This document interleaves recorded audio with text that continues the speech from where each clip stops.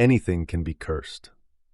That box in your grandma's closet might be haunted with her ex-lover's vengeful spirit.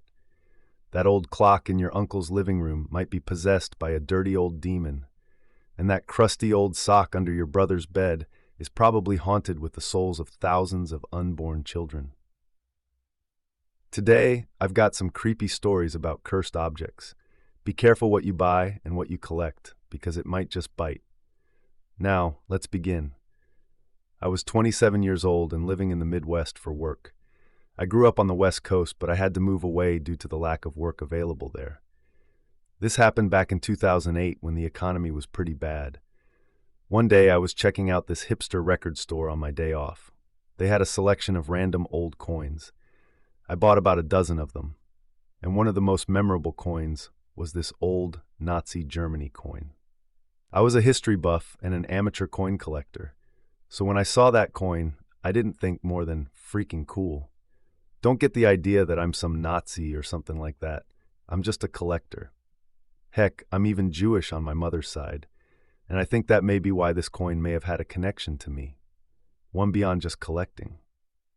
Anyway, when I got home from the store that day, I placed the coin in my lockbox with my other old coins that I've collected during my time here, and soon I forgot about it. Within 2 days from when I bought those coins, my roommate's 2-year-old son had some weird reaction to who knows what and had to be rushed to the hospital because he collapsed and his breathing was shallow. Within a few hours, he was back to normal and the doctors were stumped as to what happened. The following week, my gallbladder ruptured and leaked bile all over my intestines. I had to have emergency surgery. They removed my gallbladder and 8 inches of my intestines. It was bad. I've got a huge scar now across my stomach. After my surgery, I moved back to my parents to recover. Once there, I began having these reoccurring nightmares of this dark, shadowy man standing over me. It started with him peeking through my closet doors at me. Then he would come out of the closet, moving a few feet closer to my bed, slowly. This went on for about 2 weeks, and during this time, my dog would not stay in my room at night. He seemed scared of it. This was so weird to me because he had always slept at the foot of my bed when I was there for as long as I could remember. Then he started throwing up all the time and licking all the hair off his legs and paws. We had to take the poor thing to the vet, and once again, the professionals were stumped. They didn't know why he was doing that, and he seemed healthy otherwise. They told us he was stressed out about something, causing him to have a nervous tic or stressed reaction. Not long after that, my mom's cockatiel died after pulling out most of his feathers. Another reaction to stress, we were told. After 2 weeks of these weird reoccurring dreams, I was lying in bed on my back one night, still trying to fall asleep, and suddenly, I felt a presence standing next to my bed. I don't know how to explain it. When I looked, I saw a man standing there, a large man who seemed angry, though I could only tell that from his stance. For a moment, I thought it was my dad sleepwalking. He had never done that before, but what other explanation did I have? I tried to roll over on my side to face him and to ask him what he's doing when I realized I was paralyzed. This scared the heck out of me. The next thing I knew, he was on top of me, sitting on my chest with his hands wrapped around my throat. No matter how close I was to him, no matter how much my eyes were adapted to the dark, all I could see was a large black mass for his body. No features at all, just a vague human shape. I couldn't breathe. I couldn't move. Of course, I panicked. After nearly a minute of this, I could feel my chest beginning to hurt, burning from a lack of air. I was trying everything I could do to move and breathe, but I couldn't. Then all of a sudden, with the last bit of air I held inside, I yelled out, "Jesus!" I don't know why this came to me. Maybe I saw it in a movie, or maybe the idea just randomly came to me. I've never been religious. I've never even been to a church. But I was desperate, and I thought I was going to die. I wasn't even sure if I could say it, because the grip around my throat was that tight. It was an extreme fight, just to be able to say that word. But the moment the word came out, my attacker's hands flew off of my neck, and he disappeared right into thin air. After this episode, I did not sleep the rest of the night. The next morning, I told my parents about it. They were dumbfounded. They had never once experienced anything like that in that house. In fact, it wasn't until then that I noticed. It all started when I got that Nazi coin. Later that day, I was going through my boxes for moving back since I was finally strong enough after my surgery. My mom was looking at the coins I brought back, and she noticed the Nazi coin. She chewed me out for having it. She was an old Jewish mom and did not care about the history or value of the object. The fact that it was from Nazi Germany was plenty enough for her to be furious. Amidst her anger, it was that moment that it became clear to me. It was all because of that damn coin. All this bad luck. All from that little round piece of metal. Everything that had happened. My friend's kid being rushed to the hospital, my stomach being destroyed, my dog getting sick, the bird dying, the nightmares, the thing trying to kill me in my bed. It was all after I got that darn coin. Later that day, I took the coin to a pawn shop and sold it for nearly nothing. I never told them that it was cursed. I feel guilty about that, because when everything immediately went back to normal and everything was peaceful again, I knew that it was no coincidence. There's something wrong with that coin, and it's been 11 years now since I parted ways with it. Whoever has it now, I'm a guy from Pakistan. My daily night ritual consists of me smoking a joint in my yard at 2 a.m. when my parents have gone to bed. It's my way of relaxing after the daily grind, and I look forward to it. Weed isn't that common here, so I smoke hash joints, which are far more potent than weed buds. So after smoking up, I bent down to put it out when I noticed a gleam among the dirt and grass. Upon further investigation, it turned out to be a strange coin in my yard. It was dark out, obviously, so I decided to go inside to check it out to see it under some light. I pocketed the coin quickly, which felt ice cold to the touch, even though it was hot outside. My house has double doors like most houses do in Pakistan, as it gets really hot in the summers. The outer door is usually one with a mesh, and the one on the inside is usually a sturdier one. I would crack open the mesh door and sneak out as it creaks loudly if I open it all the way. So as I was making my way through the door, I hit my face on what seemed like a person in the doorway. I recoiled and nearly screamed, thinking it was my mom and I had been caught. The door gave a loud creak, the sort of creak that could wake up the dead. My face was hurting from running into something, but upon noticing that no one was in the doorway, I was confused, and I decided to quickly get inside before I did get caught. What in the world did I run into? I made my way into the house, locking the doors behind me. Where my face had run into something, my skin was burning. As soon as I made my way to my room, something felt even more wrong. I was very sleepy, and even though I wanted to go to the bathroom to check my face in the mirror, I was too overcome with exhaustion. I figured it was a good idea to just lie down. After all, I was supposed to be in bed, and if anyone was going to check on me after hearing that noise, I'd be in trouble if I wasn't in bed. So I just lay down, not even bothering to turn off the UV lights. My room has these black light UV LED light strips. I was really into the cool stoner guitarist hippie kind of flair. I laid down for a couple of minutes, trying to slow down my breathing. It finally did get under control, and I thought of getting up for a glass of water. That's when I found that I was not able to move at all. I couldn't even get my neck to budge. The only things that would move were my eyes. It was so strange. I'd lost all my sleepiness now, and apparently I'd also lost my motor functions. On top of that, I felt freezing cold, and I could see my own breath now. As I mentioned before, it was quite hot now. I should not be able to see my breath at all. It was physically impossible for our house to get that cold here. Due to me being a bit stoned, the first thing that came to mind was that I hit my head a little too hard, and that I smoked a little bit too much. Maybe I had a concussion or something. I explained away everything to myself, and I began to over-explain it, making myself believe that I may have given myself permanent brain damage when I hit something on the way inside. Now I was freaking out, thinking I'd ruined my life just to smoke a joint. As I lay there cursing myself and contemplating if I would survive until morning, I thought I heard a sound, one that sounded like a whisper.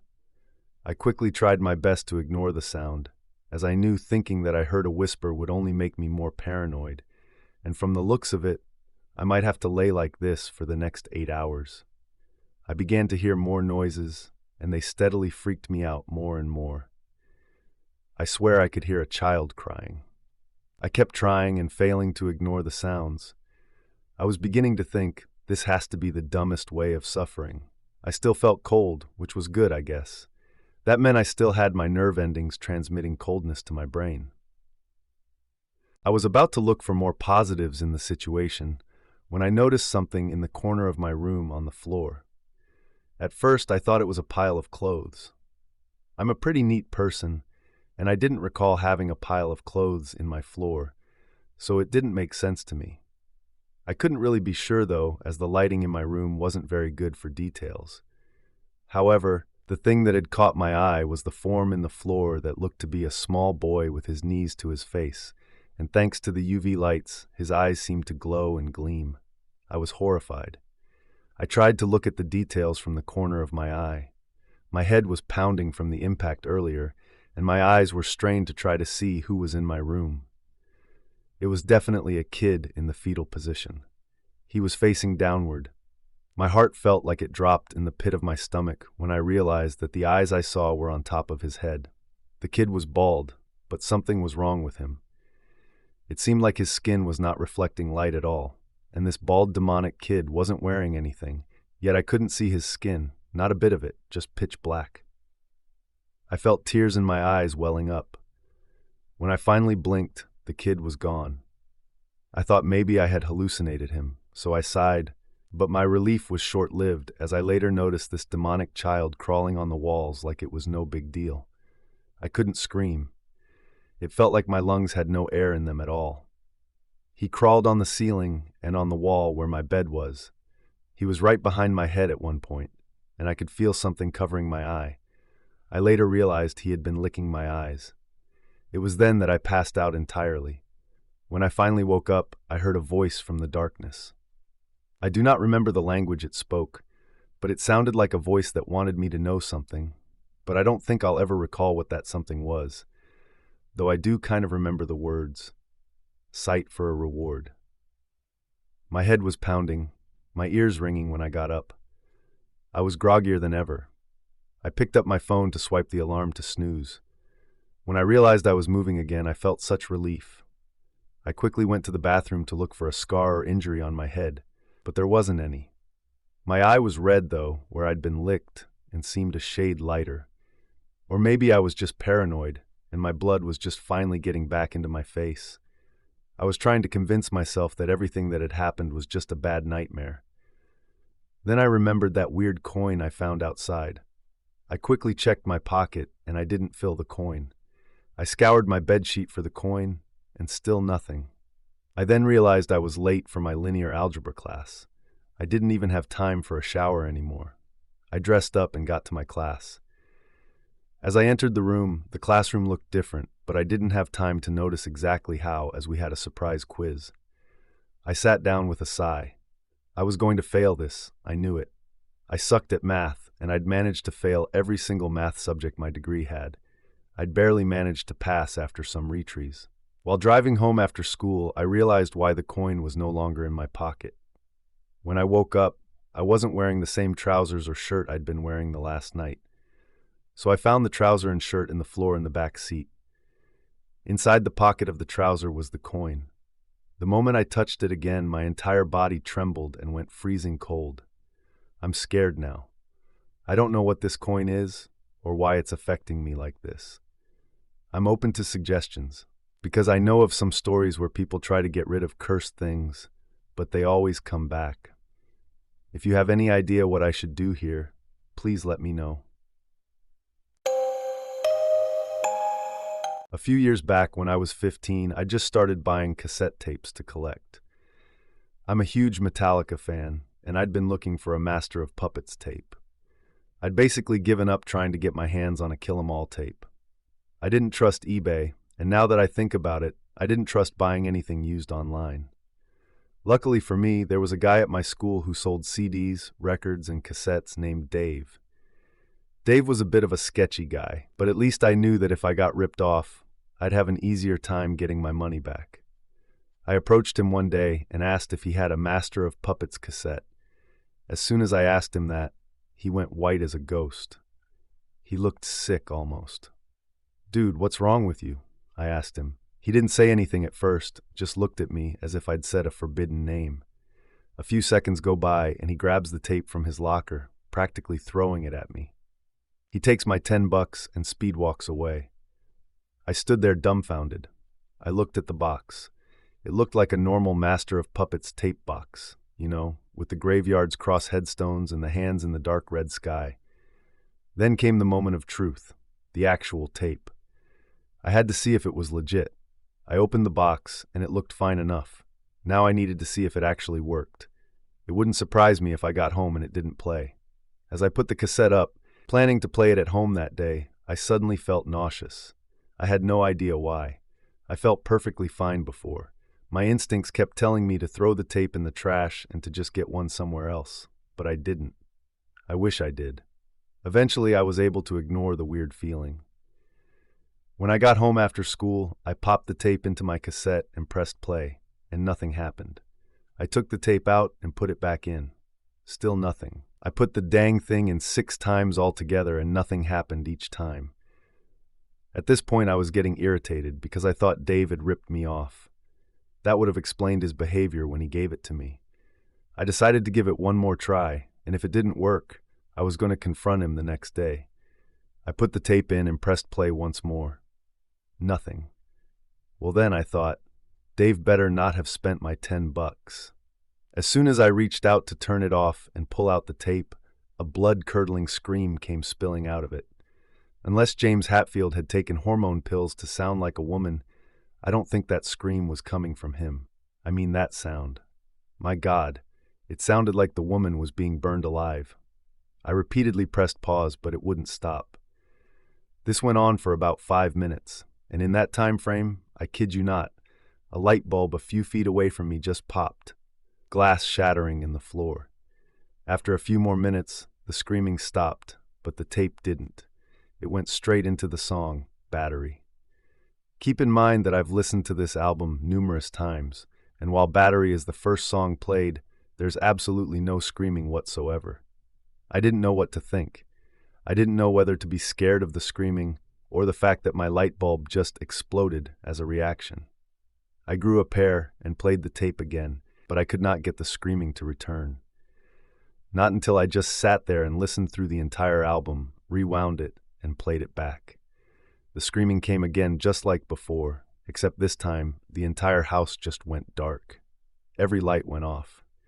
By then, I was losing it. I knew I should have listened when that tape was giving me bad vibes, and by the way, Dave had acted. He knew something was wrong with the tape, yet just gave it to me.